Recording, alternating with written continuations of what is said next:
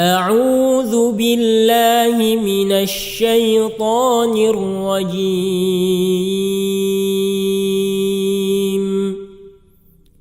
بسم الله الرحمن الرحيم.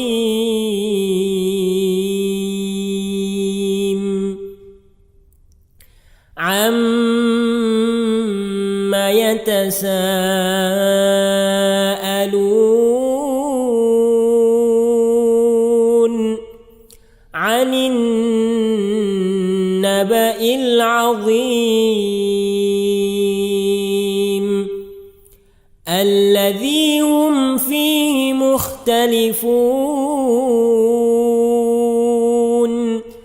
كلا سيعلمون ثم كلا سيعلمون ألم نجعل الأرض مهادا والجبال أوتادا وخلقناكم أزواجا وجعلنا الليل لباسا وجعلنا النهار معاشا وبنينا فوقكم سبعا شدادا وجعلنا سراجا وهاجا وأنزلنا من المعصرات ماء ثجاجا لنخرج به حبا ونباتا وجنات ألفافا إن يوم الفصل كان ميقاتا يوم ينفخ في الصور فتأتون أفواجا وفتحت السماء فكانت أبوابا وسيرت الجبال فكانت سرابا إن جهنم كانت مرصادا للطاغين مآبا لابثين فيها أحقابا لا يذوقون فيها بردا ولا شرابا إلا حميما وغساقا جزاء وفاقا إنهم كانوا لا يرجون حسابا وكذبوا بآياتنا كذابا وكل شيء أحصيناه كتابا فذوقوا فلن نزيدكم إلا عذابا إن للمتقين مفازا حدائق وأعنابا وكواعب أترابا وكأسا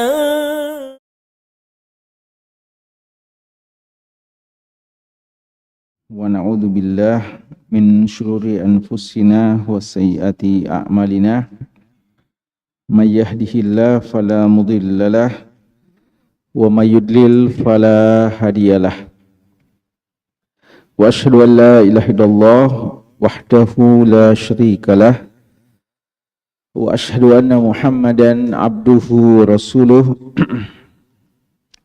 اللهم صل على محمد وعلى آله وأزواجه وذريته كما صليت على آل إبراهيم إنك حميد مجيد أما بعد. Para hadirin, bapak-bapak dan ikhwah sekalian, hafidhakumullahu ta'ala jami'an. Alhamdulillah, pada malam hari ini, di malam Ahad, di malam yang ke-21 di bulan Safar 1444 Hijriah, dengan izin Allah dan taufiknya, kembali kita berkesempatan untuk hadir bermajlis, duduk di rumah dari rumah-rumah Allah Subhanahu wa taala guna membaca dan menelaah hadis-hadis yang datang dari Nabi kita yang tercinta, junjungan kita Rasulullah Muhammad sallallahu alaihi wasallam. Hadis-hadis beliau yang dikumpulkan oleh Al-Imam Abu Zakaria Yahya bin Sharaf An-Nawawi rahimahullahu taala rahmatan wasi'ah. Hadis-hadis ini dikumpulkan oleh Imam Nawawi dalam buku yang beliau beri judul dengan Riyadus Shalihin min Kalam Sayyidil Mursalin.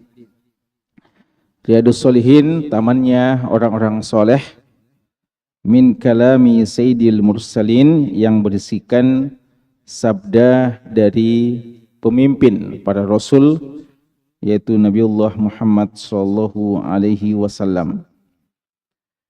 Hadirin sekalian, pembahasan kita dalam kitab ini masih dalam pembahasan kitab Al-Fadail, kitab tentang keutamaan amal-amal soleh, Fadail al-Amal.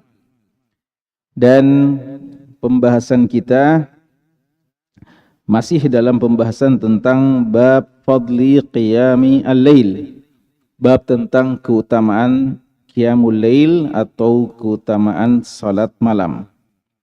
Seperti yang kita sebutkan bahwa hadis-hadis dalil tentang masalah ini memang sangat-sangat banyak, dan apa yang dikumpulkan oleh Imam Nawawi ini hanyalah sebagian dari sekian banyak hadis-hadis tersebut. Karena itu wajar jika pembahasan ini relatif lebih banyak, lebih panjang dibandingkan bab-bab sebelumnya ataupun juga bab-bab setelahnya. Pada pertemuan kita yang paling terakhir di malam Ahad yang lalu, kita sudah membaca dua hadis yang menyebutkan tentang penyampaian dan sekaligus nasihat dari Nabi SAW kepada dua pemuda di masanya, yaitu sahabat yang mulia Abdullah bin Umar radhiyallahu anhuma dan juga Abdullah bin Al-Amr ibn Al-As radhiyallahu ta'ala anhuma. Kita sudah bahas beberapa hal yang terkait dengan itu. Malam ini insyaallah ta'ala kita akan membahas dua hadis juga tentang masalah tidur ya, yang menjadi penghalang untuk malam ini insyaallah yang kita akan bahas. Hadis yang pertama dari hadis Abdullah bin Mas'ud radhiyallahu anhu, dan hadis keduanya nanti dari sahabat yang mulia Abu Hurairah radhiyallahu anhu. Kita mulai dengan hadis yang pertama atau hadis yang ke-1164 dalam kitab Riyadus Shalihin. Wa an ibni Mas'udin radhiyallahu anhu, dari Abdullah bin Mas'ud radhiyallahu anhu, beliau mengatakan, Zukira indan Nabi sallallahu alaihi wasallam, disebutkan di sisi Nabi sallallahu alaihi wasallam, disampaikan, diceritakan di sisi Nabi sallallahu alaihi wasallam, rajulun, tentang seorang laki-laki, nama lailatan, dia tidur pada malam hari, hatta asbaha, sampai dia masuk waktu subuh. Dia tidur sampai masuknya waktu subuh. Qal, kata Nabi SAW mengomentari orang tersebut atau menyebutkan tentang orang tersebut, dzaka rajulun, itu adalah seorang laki-laki yang bala syaitanu fi udunaihi, syaitan kencing di kedua telinganya. Au qal, atau perawi ada keraguan apakah beliau mengatakan di kedua telinganya, au fi udhunihi, atau di telinganya. Muttafaqun alaih, hadis ini hadis yang sahih, diriwayatkan oleh Imam Bukhari dan Imam Muslim. Ini hadis pertama. Ada beberapa hal yang perlu untuk kita fahami dan kita ambil sebagai pelajaran di hadis pertama ini. Hadis ini sebagaimana yang kita sebutkan diriwayatkan oleh sahabat yang mulia Abdullah bin Mas'ud radhiyallahu anhu, dan beliau menceritakan bahwa pada satu hari diceritakan, disampaikan, diinformasikan kepada Nabi SAW tentang keadaan seseorang yang tidur sampai masuk waktu subuh, ya.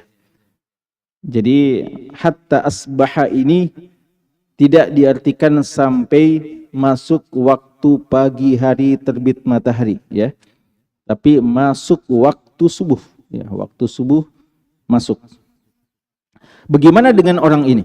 Ya, bagaimana dengan kasus seperti ini, orang yang nanti baru bangun kalau masuk waktu subuh?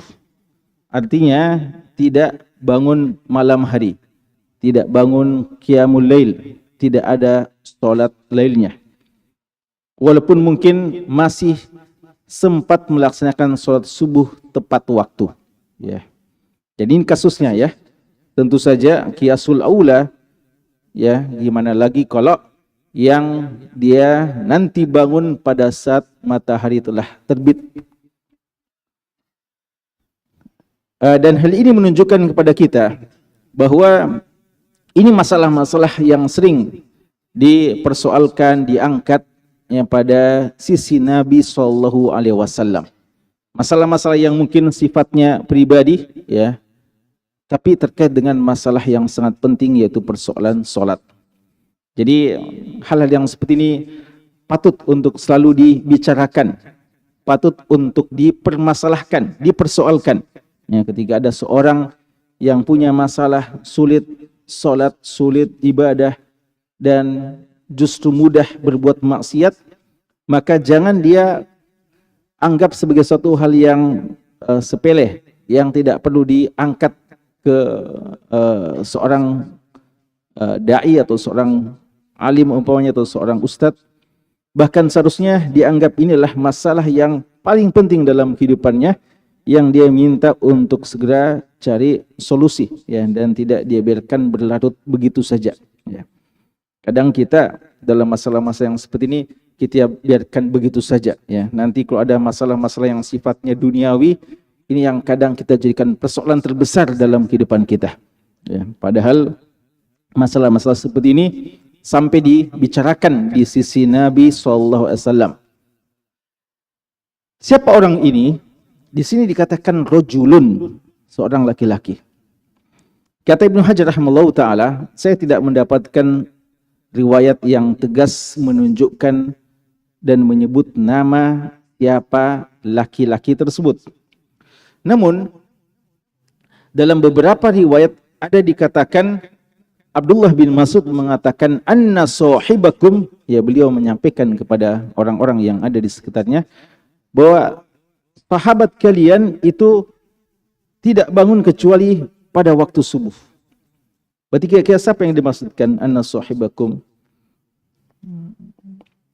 Yang beliau maksudkan adalah diri beliau sendiri, ya, diri beliau. Ya, jadi sebagian ulama memahami dari riwayat itu bahwa yang pernah mendapatkan kasus ini adalah Abdullah bin Mas'ud radhiyallahu anhu perawi hadis, dan sebagian mengatakan mungkin orang lain, ya, yang tidak disebutkan siapa orangnya.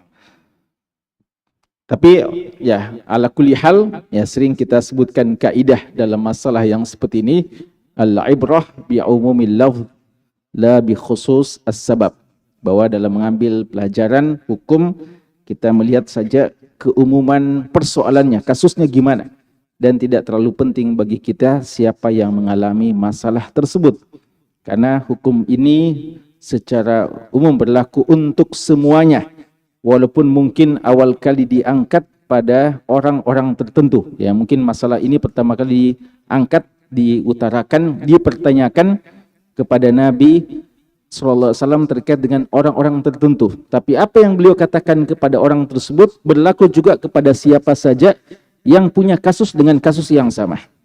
Ya. Maka intinya apa hukumnya dan apa masalahnya dan kenapa ada seseorang yang tidak bisa bangun-bangun kecuali nanti masuk waktu subuh, ya. Dan ini saya kira masalah yang masih terus, ya, kadang dirasakan oleh sebagian. Nanti masuk waktu subuh baru dia terjaga, mungkin azan, atau mungkin memang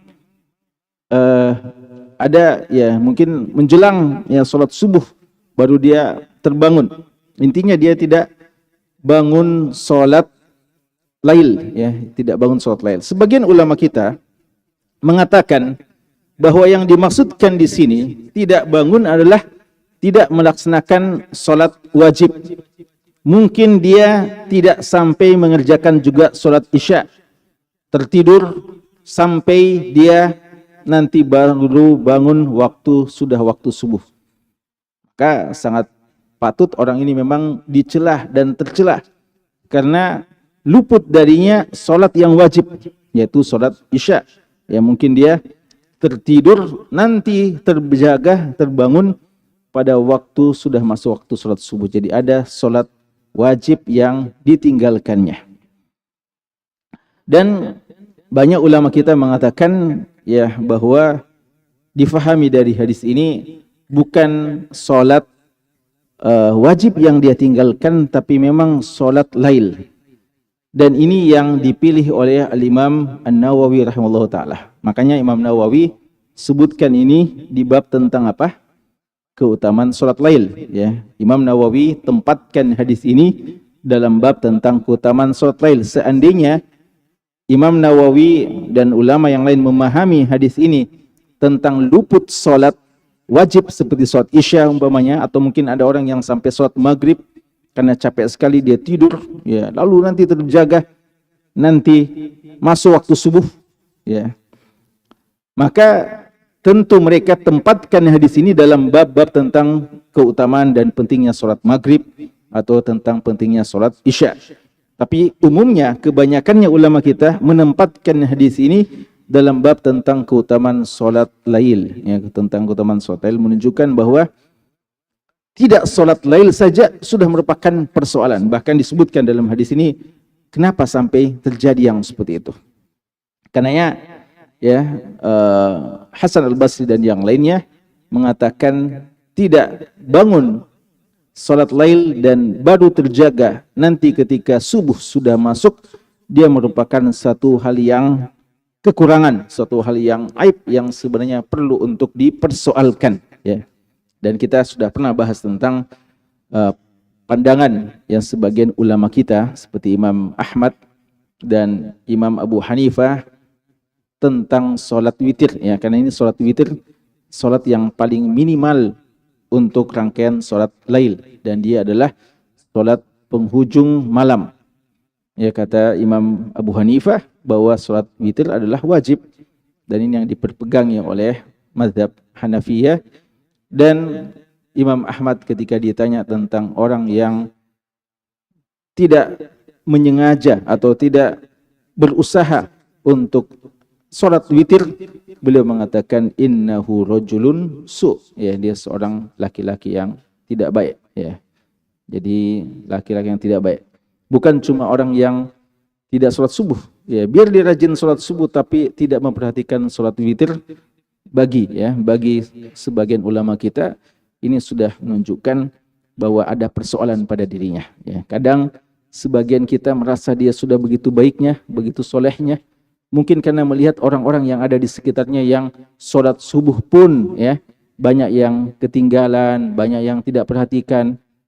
Padahal tentu saja standar kebaikan bukan dengan apa yang ada pada zaman kita. Karena kadang kita berada di satu tempat atau satu zaman yang memang keadaan keislaman di sana sangat menurun, ya, kualitasnya. Maka standar kita dalam mengukur kebaikan adalah generasi salaf, ya, generasi salaf, bagaimana mereka dulu dalam berislam dan bagaimana mereka memandang standar kebaikan dan standar keburukan. Apa komentar Nabi kita sallallahu alaihi wasallam atau penjelasan beliau kenapa kasus itu kadang terjadi, seseorang yang tidak bangun kecuali nanti masuk waktu subuh. Beliau mengatakan dzaka rajul, laki-laki itu, artinya laki-laki yang semacam ini, bala syaitanu fi uzunihi atau fi uzunaihi. Ya, tidak ada masalah, ya, kalau dikatakan fi uzunaihi, kedua telinganya. Kalau dikatakan fi uzunihi, maka ini, ya, dia jins dan dia diidhafahkan, maka pada hakikatnya dia juga tetap bermakna kedua telinganya. Di sini ada khilaf dari ulama kita. Apa maksudnya syaitan langsung atau junuduhu, ya, bala tentara dari iblis, para syaitan-syaitannya, anggota-anggotanya, kencing di telinganya, ya, kencing di telinganya. Apa maksud kencing di telinganya? Sebagian mengatakan maknanya adalah makna yang hakiki, ya. Kencing artinya memang kencing betul, kencing. Dan sebagian mengatakan dia adalah sesuatu yang maknawi, ya, bukan hakiki. Apa kalau dikatakan dia sesuatu yang maknawi, apa tafsiran kencing di sini, ya? Sebagian mengatakan bahwa syaitan itu mempersulit dirinya untuk bisa bangun, ya. Mempersulit dirinya untuk bisa bangun. Ya, nanti akan ada, ya, hadis selanjutnya yang selalu mengatakan alaika lailun tawil farqud, ya, masih panjang malam, masih panjang malam. Tidurlah, jangan terlalu cepat bangun, ya. Kasihan dirimu, ya, berikan haknya, ya, dirimu, dan seterusnya. Godaan-godaan dan rayuan-rayuan iblis atau syaitan untuk membuat kita malas bangun. Jadi bala syaitan menurut sebagian ulama kita bukan makna sebenarnya. Ada juga yang mengatakan, ya, yang mengatakan bukan makna sebenarnya. Bala syaitan ini, bala itu kencing, ya. Kalau dalam bahasa Arab bala jelas artinya kencing. Tapi apakah makna hakiki atau tidak? Yang mengatakan tidak, mengatakan di antara makna bala itu adalah mengejeknya, ya. Dia syaitan mengejeknya, menertawainya sampai dia menghinanya, sampai dia tidak mau untuk bangun sholat, ya.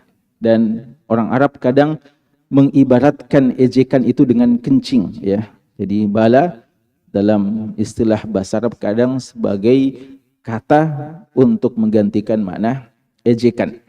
Jadi syaitan mengejeknya, ya, mungkin dengan ejekan-ejekan yang membuat dia malu untuk bangun, malu untuk melakukan kebaikan, ya. Karena berapa banyak orang-orang yang malu berbuat kebaikan karena dia mendapatkan ejekan oleh banyak orang, dan tentu saja ejekannya si iblis, ya. Karena itu orang yang baik adalah generasi 554, ya, yang gitu disilahkan adalah generasi yang wala yakhafuna laumata laim, ya, tidak takut, tidak gentar dengan celaan yang suka mencelah, ya.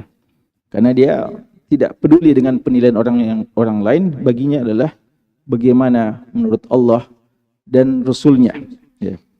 Dan Nabi kita sallallahu alaihi wasallam bersabda dalam hadis Bukhari yang terkenal, hadis Abdullah bin Amr, hadis Abu Mas'ud ya yang terkenal, idza lam tastahi fasna ma syi'ta. Idza lam tastahi fasna ma syi'ta, dan salah satu maknanya adalah jika ini urusan yang tidak perlu kamu malu, kerjakan apa yang kamu inginkan, tidak perlu peduli dengan ejekan, celaan dan tertawaan orang lain. Ya, itu salah satu makna ya hadis tersebut. Jadi mungkin maksudnya lah ejekan, dan beberapa makna-makna yang lain ya. Sebagian mengatakan bahwanya dilakukan segala hal ditutup ya, telinganya dan lain-lainnya. Namun ada ulama kita yang mengatakan inilah makna yang hakiki, dan ini insyaallah yang lebih tepat. Dan ini yang dikatakan oleh Al-Imam Al-Qurtubi rahimallahu taala. Imam Qurtubi mengatakan tidak ada alasan untuk kita menolak bahwa ini adalah makna yang hakiki. Bahwa syaitan juga kencing, karena syaitan juga itu adalah makan dan minum. Sebagaimana yang dalam hadis-hadis yang lain menunjukkan syaitan itu makan dan minum, maka sebagaimana dia makan dan minum, tidak mustahil kalau dia juga kencing dan melakukan hal yang lain. Bukankah juga dalam hadis tentang azan, syaitan dikatakan apa? Buang angin, kentut ya. Sampai kadang dia berusaha ketika azan, lalu dia kentut supaya tidak terdengar azan tersebut. Jadi hal-hal yang seperti ini terjadi juga pada syaitan. Walaupun tentu saja ada perbedaan-perbedaan, ya, ada perbedaan-perbedaan dalam bentuk dan caranya ya, secara persis. Namun dikatakan bahwa dia juga kencing sebagaimana yang ada ya dalam hadis ini, sehingga tidak mustahil kalau memang dia kencing ya. Cuma bentuknya tidak kita lihat ya, sebagaimana kalau dikatakan syaitan makan makanan orang yang makan dengan tangan kiri ya. Kalau kita makan dengan tangan kiri, syaitan sebenarnya yang makan makanan kita. Kita tidak baca basmalah, syaitan yang makan makanan kita. Tapi mungkin orang bilang kayaknya tidak ada ya. Coba saya makan tangan kiri, saya lihat tidak ada juga berkurang umpamanya ya. Tapi kita yakin dengan sabda Nabi kita sallallahu alaihi wasallam. Makanya orang yang makan dengan tangan kiri, makan tidak membaca basmalah, dia akan merasakan kehilangan berkahnya ya. Dan itu pernah dirasakan dan dilaporkan oleh sebagian sahabat kepada Nabi sallallahu alaihi wasallam. Maka di sini dikatakan syaitan kencing pada telinganya.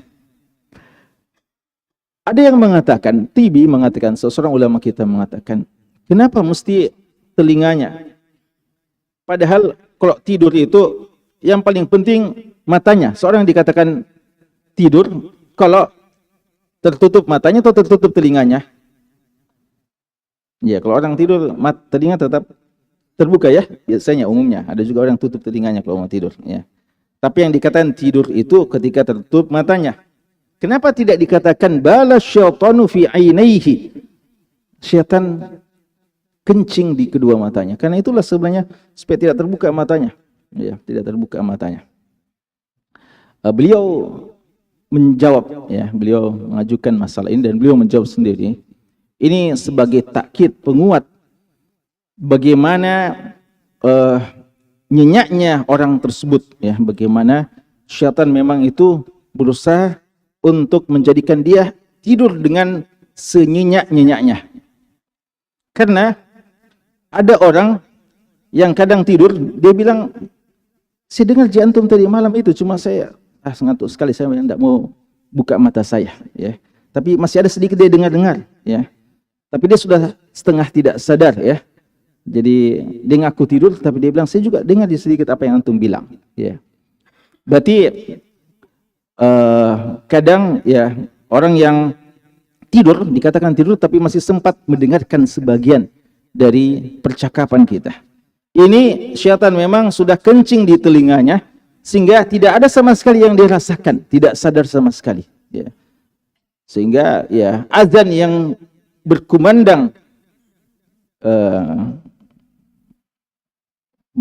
di samping rumahnya mungkin ya, dengan mic yang bahkan sebagian ya masjid-masjid kita kan sebagian bukan azan, mereka mengaktifkan speaker mereka ya, sound system mereka. Ada yang sampai jauh-jauh sebelum azan pun. Ini masih ada waktu untuk sholat laili. Sudah dikeraskan, baru di dekat rumah juga tidak bangun-bangun ya. Bahkan ada yang waker diaktifkan sangat dekat. Kita yang terganggu kadang matikan berapa kali, ya, dia tidak bangun-bangun. Padahal dia yang setel itu, ya, Allahul musta'an. Kenapa bisa demikian, kawan sekalian? Nah, ini balas syaitanu fi utunihi, ya. Syaitan kencing diri. Lalu kenapa diibaratkan dengan kencing? Kenapa bukan yang lainnya? Kata Tibi, karena kencing ini yang paling mudah dia menjalar ke sana kemari. Seluruh tubuhnya, ya, itu telah dimasuki oleh kencingnya syaitan sehingga melemahkan badannya untuk melakukan ibadah kepada Allah Subhanahu wa taala, ya. Ini di antara penjelasannya. Maka ya, kan itu di antara hal yang paling penting, ya, untuk bangun adalah bagaimana kita melawan syaitan itu. Jangan menjadi temannya syaitan. Banyak mungkin kiat yang bisa kita ucapkan, ya, kita bisa nasihatkan, tips-tips untuk bangun sholat lail atau bangun sholat subuh pada orang-orang yang masih mengeluh, masih susah, masih sulit untuk bangun tepat waktu. Tapi dari sekian banyak yang kadang dikatakan cepat tidur, ya, lalu tidur siang, ya, kemudian pasang weker, ya, atau munabihat yang lain, dan dari semuanya ini, maka semuanya persoalan yang terbesar adalah bagaimana keadaan kita dengan Allah Subhanahu wa taala dan bagaimana keadaan kita dengan syaitan. Kalau kita menjadi temannya syaitan, maka ya sulit bagi kita untuk bangun. Hasan al-Basri rahimallahu taala melihat orang-orang yang bersenang-senang dengan maksiatnya di siang hari, beliau mengatakan, saya yakin mereka itu malamnya adalah malam yang buruk. Lailatuhum lailatus su', malam yang buruk, malam yang jelek. Apa itu malam yang buruk bagi mereka? Bukan malam yang buruk itu ketika tidak bisa tidur. Sufyan Ats-Tsauri didatangi dan dikatakan, bagaimana? Saya susah bangun salat lail. Dikatakan, la ta'sihi bin nahari yuqimuka baina yadayhi fil lail. Jangan kamu bermaksiat kepadanya di siang hari, dia akan membangunkanmu di malam hari. Atau dalam perkataan yang lainnya, sadari, ya, bahwa kita perlu memang menjadikan syaitan itu sebagai musuh kita agar kita bisa mudah untuk melakukan ketaatan kepada Allah. Ini lebih ditakkid lagi pada hadis yang kedua, ya, ini yang kita akan bahas terakhir. Hadis yang kedua, hadis yang ke-1165. An Abi Hurairah radhiyallahu anhu, dari Abu Hurairah radhiyallahu anhu, anna Rasulullah sallallahu alaihi wasallam qala, bahwasanya Rasulullah sallallahu alaihi wasallam bersabda, yaqidu syaitanu ala qafiyati ra'si ahadikum. Yaqidu syaitan, ya, sekali lagi ada sebagian mengatakan iblis dan ada yang mengatakan anggota-anggotanya iblis, syaitan. Yaqidu mengikat ala qafiyati ra'si ahadikum, di qafiyah itu di tengkuk, ya, bagian belakang kepala dari salah seorang di antara kalian. Qafa, tengkuk, ya. Makanya kalau dikatakan seorang yang berjalan di belakangnya, pengikutnya dikatakan iqtafa, ya, maka biasa kita dengarkan waqtafa asarahu. Iqtafa asarahu artinya dia mengikuti jejak-jejaknya, ya, dia mengikuti sunnah-sunnahnya. Yaqidu syaitanu ala qafiyati ra'si ahadikum. Syaitan mengikat di tengkuk dari belakang kepala salah seorang di antara kalian. Idza huwa nama, ketika orang itu sudah tertidur. Salasa uqadin, 3 ikatan, ya, 3 ikatan. Yadribu ala kulli uqdah, dia mengikat pada setiap dia atau membuat pada setiap ikatan itu, alaika lailun tawilun farqud, ya, jadi selalu dibisik-bisikkan, kamu masih punya malam yang panjang, tidurlah.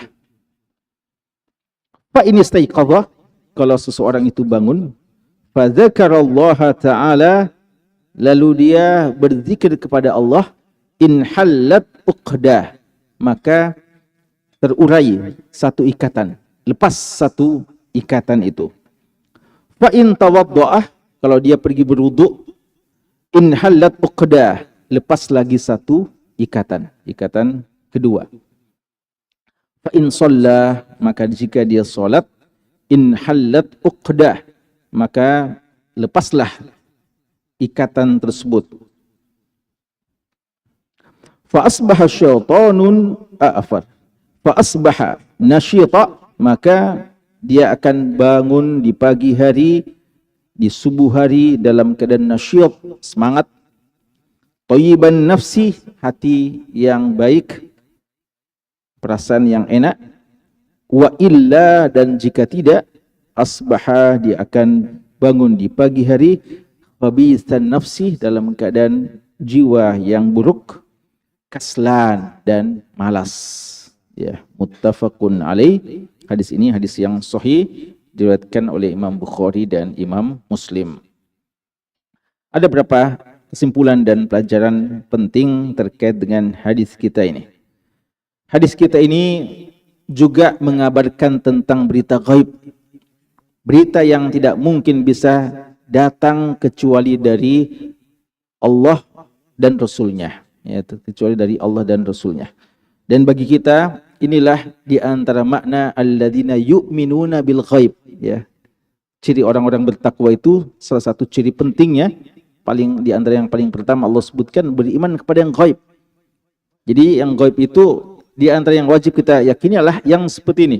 Ya, kabar-kabar yang gaib, yang tidak mungkin datang kecuali datang dari Allah dan Rasulnya. Makanya berita-berita gaib itu harus memang pendalilannya, sumbernya dari sumber yang betul-betul valid, ya, bukan cuma dikatakan katanya. Ya, adapun dalil kita ini muttafaqun alaih, Bukhari Muslim, pasti ya dialah sesuatu yang diterima secara ijma' oleh ulama tentang kesahihannya.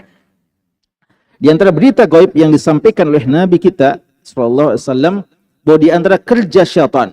Jadi syaitan ini memang tidak pernah tidur, ya. Tidak pernah tidur. Kerjanya syaitan, kita tidur, dia beroperasi. Apakah cuma nanti kalau kita tidur? Tidak. Kita sholat pun dia tetap bekerja, ya, selalu kerja. Di antara kerja syaitan, pada waktu kita tidur, dia mengikat kita, ya. Sebagian ulama kita ini ya, ibaratnya seperti para setan ketika mau menyihir, ya, dengan uqat, ya, dengan uqat, ikatan-ikatan yang Allah sebutkan dalam surat Al-Falaq, ya, bahwa para penyihir-penyihir itu punya ikatan-ikatan yang digunakan untuk mengikat dan untuk menyihir kita. Ini juga kerjanya syaitan. Dia mengikat di bagian kepala kita, ya. Sekali lagi, dia suatu yang gaib, tidak kita lihat tapi kita yakini, ya. Makanya mungkin jangan sampai dia bilang saya tidur, saya coba, tidak ada, ya, tidak ada rasanya tali. Kita yakini dia sesuatu yang pasti benar. 3, ya, yadribu ala kulli uqdah. Yadribu, dia memukul dalam setiap ikatan. Memukul maksudnya dia betul-betul untuk membuat kita nyenyak, ya. Makanya dalam surat Al-Kahfi dikatakan fadaraba ala adzanihim, ya. Jadi telinganya ditutup betul, ya, oleh sampai Ashabul Kahfi itu bisa tidur nyenyak, ya, 300 tahun atau 309 tahun. Karena ditutup telinganya, artinya ditidurkan. Maka gini juga syaitan. Syaitan dia berusaha untuk membuat kita tidur senyenyak-nyenyaknya. Ala kulli uqdah. Apa bisikan-bisikannya? Alaika lailun tawil farqud, ya, nyuruh kita untuk tidur. Bagaimana cara lepas dari 3 ikatan ini, ya? Jadi ini 3 ikatan. Bagaimana cara kita lepas dari 3 ikatan ini? Ketika kita terjaga, ketika kita bangun, maka dia menyebut nama Allah, fadzakarallaha. Dari kata-kata fadzakarallaha ini, ulama kita mengatakan berarti zikir apapun dia sebutkan itu sudah bisa melepaskan ikatan. Ya, kalau dia bangun langsung dia mengatakan subhanallah, atau dia langsung dia mengingat Allah, ya, dia langsung mengaji, atau dengan zikir apa saja, maka sudah hilang satu ikatan itu. Dan lebih baik lagi kalau dia membaca zikir-zikir yang memang dianjurkan dibaca ketika kita baru bangun, ya, seperti alhamdulillah alladzi ahyana ba'dama amatana wa ilaihin nusyur, ya. Tapi secara umum zikir, ya, membaca 10 ayat terakhir dalam surat Ali Imran umpamanya atau apa saja, itu sudah bisa membuat hilang satu atau terlepas, ya, satu ikatan dari syaitan. Kemudian yang berikutnya, fa in tawaddaa. Kemudian kalau dia wudu, maka in halat uqdah. Hilang lagi satu ikatan. Bagaimana kalau dia mandi? Ya, bagaimana kalau dia mandi bukan wudu? Ya, ulama kita mengatakan dikatakan wudu ini karena umumnya dia hanya butuh wudu, ya. Umumnya butuh wudu. Kecuali tentu saja bagi yang junub perlu mandi, ya, perlu mandi. Tapi bagaimana kalau tayamum saja? Ya, kata ulama kita, jika dia bisa wudu dan sekadar tayamum, maka tidak melepaskan ikatan tersebut. Ya, jadi ada bangun sudah berzikir, dia bilang masih ada ini syaitan, ya, masih ada syaitan ini. Ikatan berikutnya, mau pergi wudu malas-malas, dingin, ya, tayamum saja. Nah, ini belum bisa melepaskan ikatan syaitan. Dia mesti berwudu, ya, dia pergi berwudu. Kemudian fa in shalla, kemudian dia jika salat in halat uqdah, maka lepaslah ikatan berikutnya. Dalam sebagian riwayat dikatakan fa in shalla in halat al-uqadu kulluha, ya, jika dia salat maka terlepas seluruh ikatan-ikatan yang 3 itu. Maka sebagian ulama memahami jika saja sejak awal dia langsung salat maka hilang semua tali ikatan. Artinya begitu dia bangun langsung salat. Bisa? Ya. Mereka bilang bisa. Kapan bisa? Kalau tidurnya bukan tidur yang nyenyak, ya, bukan tidur baring, ya. Artinya dia tidur yang tidak membatalkan wudu. Dia mungkin sebelum tidur dia wudu, lalu tidurnya tidur sekedar tidur, ya, yang tidak nyenyak. Dia mungkin duduk dan itu pun masih setengah-setengah sadar, ya. Yang seperti ini tidak batal wudunya. Maka ketika dia bangun sholat langsung zikir sudah ada dalam sholat. Wudu dia tidak perlu lakukan lagi karena dia memang tidak batal wudunya, ya. Lalu dia sholat, ya. Begitu kata sebagian ulama kita memahami dari in halat al-uqadu kulluha. Namun umumnya ya, umumnya semua melalui proses ini. Zikir lalu wudu, ya, zikir lalu wudu lalu salat. Apalagi banyak orang yang merasa tidak batal wudunya padahal mungkin batal, ya. Sebagian orang kadang dia sudah menurut kita nyenyak sekali tidurnya, lalu sudah salat langsung dia bangkit langsung ikut juga salat, ya. Karena ada biasa orang sambil menanti waktu salat tidur, ya. Sampai salat Jumat pun, ya, khatib berkhutbah dia tidur nyenyak, ya. Bahkan mungkin mendengkur. Lalu ketika qomat orang dibangunkan dia langsung bangun langsung dia ikut juga salat, ya. Padahal, ya, mungkin sudah sangat-sangat nyenyak, ya. Walaupun mungkin tidur duduk, ya, tapi ini tentu saja ada khilaf tentang masalah ini, ya. Tapi kalau sudah sampai mendengkur dan ini sudah sangat dikhawatirkan, ya, sangat dikhawatirkan bahwa wudunya itu telah batal dan tidak mengingat sama sekali, ya. Tapi ya ada perkataan yang seperti itu, ya, seperti yang kita katakan tadi bahwa jika dia langsung sholat karena dia yakin wudunya tidak batal, maka sholat itu sudah include semuanya tadi, ya.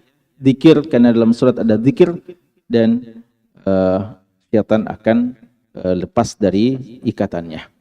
Maka ya Kalau belum kita lakukan semua ini, masih ada sedikit sisa-sisa dari ikatan syaitan, ya. Karena ada biasa juga kita bangun sudah zikir, masya Allah mantap zikirnya, lalu berwudu, sudah itu duduk langsung buka-buka HP-nya, ya. Dia buka HP dalam keadaan wudu yang sempurna, tapi sampai subuh masuk tidak sholat juga, ya. Waliyadzubillah. Ini berarti tidak sempurna lepas ikatan syaitan pada dirinya, ya. Maka ini perlu proses ini, urutan-urutan ini perlu disempurnakan, ya, dengan sebaik-baiknya. Dan sholat yang dimaksudkan di sini, ya, adalah sholat subuh dan sholat sebelum subuh, ya. Sebagaimana yang kita sebutkan bahwa jika masih ada waktu untuk kita qiyamul lail atau minimal, ya, witir kita jaga sebagaimana pesan Nabi kita sallallahu alaihi wasallam kepada sahabat yang mulia Abu Hurairah radhiyallahu anhu. Apa dampak yang akan dirasakan bagi orang yang melakukan sunnah ini? Kata Nabi kita sallallahu alaihi wasallam, orang yang melaksanakan sunnah-sunnah ini fa asbaha nasyita thayyiban nafs. Dari segi fisiknya dia akan nasyid, kuat, segar, kuat beraktivitas. Itu fisiknya. Untuk jiwanya thayyiban nafs, jiwanya bersih dan enak perasaannya, Jadi kita merasakan kenikmatan jiwa dan raga kita, ya, fisik dan batin kita. Oleh karena itu, ya, kadang memang tidak bisa dimasukkan sekedar logika saja, ya. Ada orang sudah sangat panjang tidurnya, sudah 8 jam mungkin tidurnya, ya. Lalu tidak lebih rajin, tidak lebih semangat, ya, tidak lebih bugar daripada orang yang tidurnya mungkin kelihatan sedikit, ya. Ini mungkin cuma berapa jam saya tidurnya. Ini di antara rahasia ibadah kepada Allah Subhanahu wa taala. Dan hal yang paling penting adalah masalah thayyibun nafs dan khabisun nafs, ya. Jiwa yang sehat dan jiwa yang sakit. Seorang yang sudah ibadah akan merasakan sakinah, akan merasakan tumakninah, dan merasakan jiwa yang sangat nikmat, ya, kelezatan, keindahan iman yang susah diceritakan, ya, kecuali bagi orang-orang yang langsung mempraktekkannya dan melaksanakannya, ya. Adapun seorang yang mungkin sedang sehat, sedang bugar, ya, tapi perasaannya sedang tidak enak perasaannya, ada persoalan pada dirinya, ya, itu disebabkan karena dia meninggalkan sunnah-sunnah yang semacam ini. Jadi, ya, di sini katakan wa illa asbah khabithan nafsi kaslan, ya. Jadi di antara sebab seorang menjadi rajin, seorang menjadi aktif, ya, seorang bisa bekerja untuk umat, ya, dia penuh dengan semangat, adalah orang-orang yang mengisi malam harinya dengan ibadah-ibadah kepada Allah. Mungkin ada sebagian orang, ya, yang kita lihat, mungkin ada yang mengatakan, tapi Ustadz, sebagian orang yang saya lihat, Masya Allah, ya, begitu semangat, ya, etos kerjanya luar biasa, padahal dia tidak pernah sholat subuh, ya, tidak pernah melakukan ibadah, ya. Ini orang-orang yang kita katakan, ya, kalau dia bukan muslim, ya, memang gitulah, ya, dibiarkan dengan kekufurannya. Kalau dia muslim, ya, dan pun bukan muslim, itu adalah bagian istidraj, ya, dibiarkan dalam kemaksiatan, dibiarkan dalam kelalaian untuk kelak disiksa oleh Allah Subhanahu wa taala. Waliyadzubillah. Namun ketika kita sedang lemah ibadah, sedang jatuh dalam maksiat, lalu ada perasaan-perasaan tidak enak, ya, perasaan kita merasa loyo, lemah, maka itu sebenarnya masih ada tanda-tanda kebaikan. Allah mau mengingatkan kita bahwa ini di antara dampak kelalaian kita, dampak dari dosa-dosa kita, maka jangan kita biarkan berlama-lama dengan kita. Segera bangkit, banyak berzikir kepada Allah, dan banyak minta nasihat kepada hamba-hamba Allah yang kita duga dia bisa memberikan arahan kepada kita, dan kuatkan diri kita, isti'anah kepada Allah untuk bisa beribadah dan rasakan kenikmatan ibadah-ibadah tersebut. Sekali ini, wallahu ta'ala alam, semoga Allah Subhanahu wa taala menjadikan kita jauh, ya, dari gangguan dan makar-makar dari syaitan, ya. Ini hanyalah satu bagian makar dari syaitan, ya. Kalau hal-hal yang sifatnya pribadi ini saja tidak bisa kita selesaikan, gimana kita mau mengurus umat yang begitu banyak persoalan-persoalannya.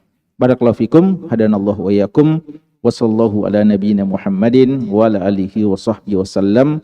Wa akhiru da'wana alhamdulillahi rabbil alamin.